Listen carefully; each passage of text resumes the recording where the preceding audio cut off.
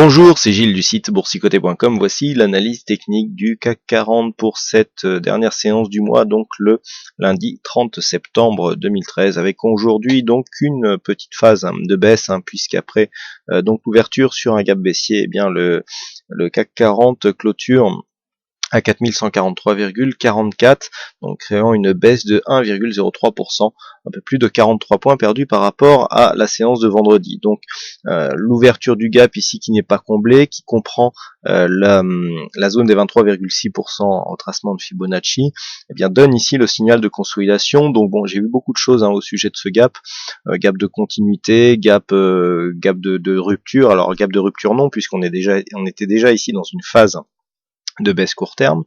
Gap de continuité, on peut pas dire que nous ayons ici une très forte dynamique baissière et que ce gap ici constitue une phase de continuité ou d'accélération même de cette tendance. Bon, on a un gap qui nous permet de marquer ici le début de la consolidation, puisque je vous rappelle qu'on était sur un début de consolidation à 4156 points. Donc on franchit cette zone sur un gap baissier et on vient tout de suite chercher le niveau ici des 4122. Alors 4122, 125, on était ici sur les plus hauts qu'avait connu donc le CAC mi-septembre.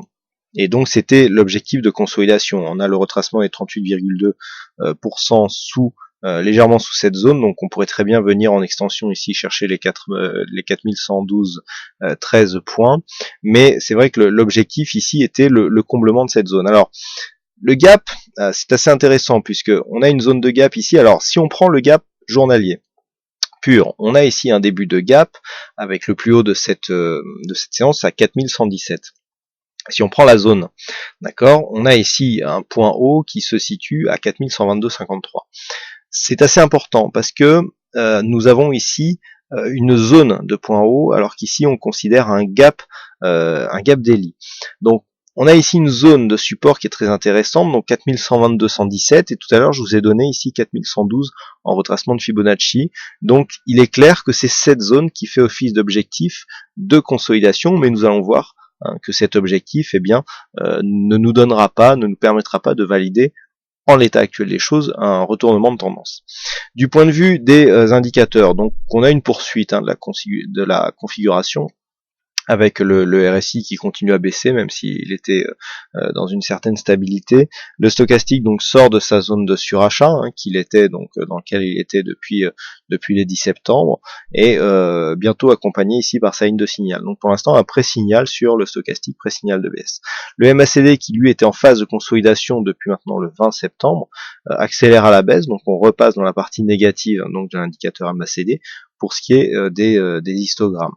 À noter que finalement lorsque l'on regarde, le timing du MACD nous a donné finalement un bon point d'entrée au niveau du retournement, puisque si on s'inscrivait ici dans une phase de retournement, donc après la clôture de cette zone, on pouvait ici jouer la consolidation sur l'ouverture de cette bougie, et ça correspond à un plus haut pour cette phase de consolidation. Donc là, un bon timing du point de vue du MACD. Et puis les volumes, alors là ce qui change un petit peu, c'est que nous avons du point de vue des volumes qui montent sur cette séance baissière. Alors on s'inscrivait dans une phase de baisse des volumes. Ici on avait eu la séance à 4 sorcières, donc normal que nous ayons eu autant de volumes. Donc le fait d'avoir ici une baisse des volumes et puis une hausse des volumes sur cette séance baissière est plutôt mauvais signe. Mais lorsque nous regardons, nous avons quand même une bougie d'hésitation qui vient ici tester une zone de support qui était déjà clairement identifiée, puisqu'il s'agissait ici de cette zone de point haut, qui, on l'attendait, je dirais, comme une zone de point bas. On a très bien testé cette zone, et donc on vient ici rechercher une zone. Alors, je vous ai parlé tout à l'heure de zone d'objectif. Il est clair que, voilà, si on agrandit le graphe, on a ici une belle dynamique, inscription d'un plus haut, phase de range, donc on était en consolidation horizontale. Ici, le fait de casser cette zone. Alors le signal est très fort du point de vue des retracements, puisque le retracement des 23,6% de Fibonacci se situe vraiment à l'intérieur et au milieu de ce gap. Donc on a un gap ici qui est pour l'instant non comblé, avec cette zone d'alerte qui était donc sous la zone des 4163, puisque c'était un petit support intermédiaire, et donc l'ouverture qui englobe totalement ici cette zone de 23,6. Donc là, Le signal de consolidation est clair. Maintenant, on sait que sur une cassure du 23.6, on vise le 38.2. 38.2 se situe sur cette zone, donc comme je vous l'ai indiqué avec les 4122, 4117. On a ici des zones qui vont provoquer un bon support. C'est ce que l'on a eu aujourd'hui, parce que puisqu'avec un point bas ici à 4120,24, on est clairement venu tester cette zone comme une zone de support. Et d'ailleurs, le gap du point de vue daily n'est pas tout à fait comblé, hein, puisqu'on avait ici un point haut qui se situe à 4117. Donc ici clairement on est venu donc commencer à combler ce gap. Le gap comblé nous donne une zone de support. Donc on est encore sur une phase où le gap ici n'est pas totalement invalidé. Vous voyez, comme sur le précédent comblement, ici cette zone qui se situait sur le bas du gap, donc le haut de cette bougie, ici à 4171, c'est vraiment imposé comme zone de support, alors même qu'on avait une forte phase de hausse ici, et qu'on aurait pu s'attendre à une phase de consolidation plus marquée. Là, malgré l'ouverture d'un gap baissier, le comblement n'a pas réellement été recherché. L'amplitude ici de cette phase de baisse, on revient sur des zones potentielles de support, donc bas du gap et donc les zones de retracement de 38,2%. Et qui plus est, nous avons ici cette moyenne mobile 20 exponentielle, puisque depuis le contact ici sur cette bande de Bollinger supérieure, eh bien nous n'avions pas eu de contact sur cette moyenne mobile 20 exponentielle. Donc pour le moment, je conserve un biais haussier sur la tendance moyen-long terme, puisqu'on est clairement ici dans une phase où on a phase de hausse, consolidation, rephase de hausse. Pour l'instant, on est juste venu tester ce point bas sur une ancienne zone de point haut. Donc on a ici le bas du gap, mais on a aussi cette zone de point haut significative. Et pour l'instant, on conserve un biais haussier.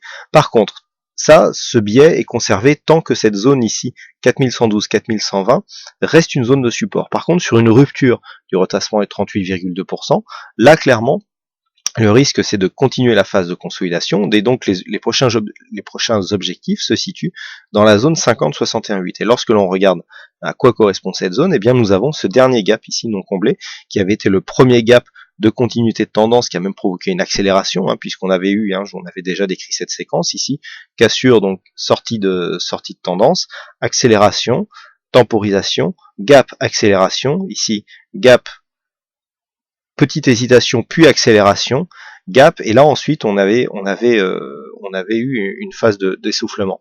Donc là clairement on a comblé les deux premiers gaps, maintenant il nous reste le plus puissant à combler. Tant que l'on reste ici au-dessus de cette zone et que l'on remonte, eh bien potentiellement on viendra marquer une phase de continuité et donc on s'inscrira dans une tendance dynamique puisqu'on aura retracé pas plus des 38,2%. Donc on aura potentiellement une belle dynamique devant nous qui s'inscrira à la hausse et qui sera confirmée par une cassure à terme des 4227 points. Par contre, sur une cassure ici de cette zone, donc premier objectif, 4077 points, le retracement des 50. Alors, nous avons une zone ici à 4065, c'est vraiment elle qui sera intéressante. Donc là, on parle sur 2 ou 3 prochains jours, bon, à moins que vraiment ça s'accélère. Je vous rappelle qu'il y a une échéance politique ce soir, enfin de ce soir, demain matin, puisque c'est minuit, mais c'est minuit heure locale, donc ça sera 6 heures du matin chez nous. Donc concernant le budget américain, il y a un risque politique certain, ça peut provoquer une phase de continuité baissière sur l'inscription d'un second gap. Mais là, c'est vraiment, assujetti à une décision politique là qui n'est pas du tout prévisible d'un point de vue technique ni même économique, puisque bon, c'est un vote en fait. Donc ici, le risque existe, donc on peut très bien avoir ici franchissement de cette zone de support comme je vous ai décrit sur un gap ou même voir sur une forte baisse, et donc là, l'objectif deviendra ici 4077, 4077 étant le retracement à 50%, et donc dans la zone 50-61,8 où on sait qu'il y a beaucoup de retracements qui s'inscrivent et qui peuvent encore s'inscrire dans une phase de continuité haussière du point de vue moyen terme, eh bien nous avons cette zone ici à 4065 qui était une zone de résistance déjà identifiée et qui correspond ici à un début de comblement de ce gap. Donc vraiment la zone 50-61,8 sera encore une fois critique puisqu'elle correspond au comblement du troisième gap. Donc on a eu ici le comblement du premier gap qui correspond, bon pas trop, mais début de consolidation. Ici juste au-dessus du 38.2, donc là juste au-dessus du 23.6, juste au-dessus du 38.2, et ici dans la zone 50-61,8, donc on voit ici que entre les gaps et les retracements de Fibonacci, nous avons beaucoup de points de référence pour essayer de trouver des signaux d'une possible reprise. Donc voilà les points qu'il faudra surveiller sur la séance de demain. Aujourd'hui encore, il y avait un fixing et sur cette session, c'est Zosim qui gagne donc ce fixing. Donc bravo à lui. Et quant à moi, il ne me reste plus qu'à vous souhaiter à toutes et à tous une bonne soirée, bonne chance dans vos prochains trades. Et on se retrouve donc dès demain pour d'autres analyses techniques en vidéo. Bonsoir à tous.